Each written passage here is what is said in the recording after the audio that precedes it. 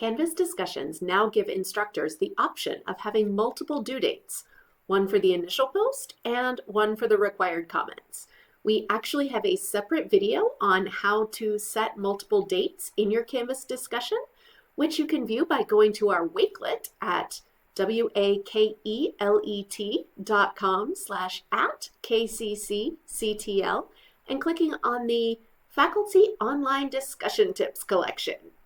This video will focus on how to use rubrics with Canvas discussions that have multiple due dates, and it will look at how multiple due dates in discussions changes the grading process just a little bit. The first thing you should know is that students still only receive one grade for the discussion assignment. The grade that students receive is calculated to include both the initial reply and the comments. Second, while the grading process, especially for those of you using rubrics, has changed a little bit, it's not at all something to cause you stress. If you're already using rubrics for your discussions, you should absolutely keep using one. And as we do strongly encourage the use of rubrics, if you don't know how to use one and you'd like to learn, just reach out to the CTL and we can get you set up. If you are using a rubric already, depending on how you have your rubric set up, you might want to edit it just a little so that it has clear sections focused specifically on the initial assignment and clear sections focused specifically on the comments.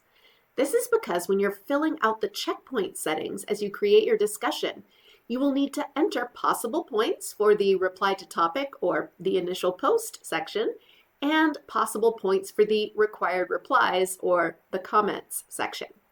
These two sections need to align with the number of points in your rubric that focus on the initial points and on the comments.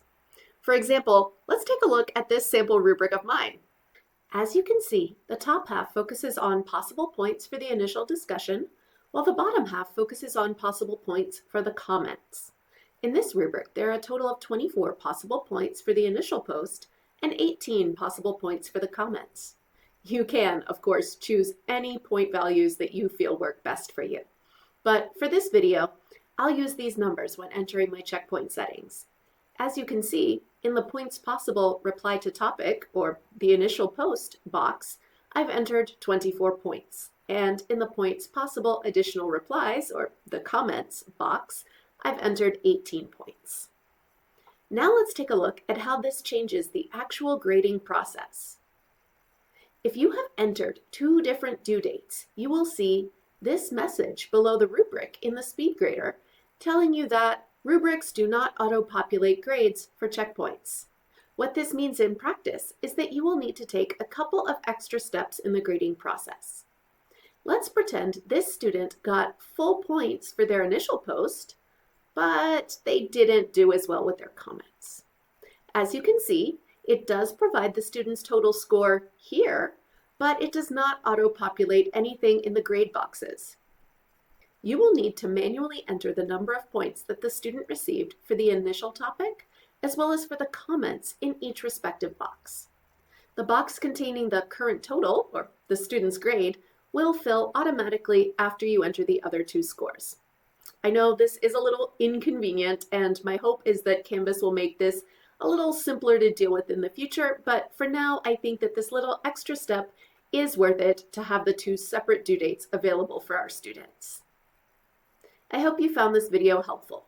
If you have any questions about the grading process for discussions with multiple due dates, or about using rubrics for discussions in general, please reach out to the CTL at ctlsupport@klamathcc.edu, by phone at 541-880-2374, or just stop by Building 3, Room 350, and we'll be happy to help you out.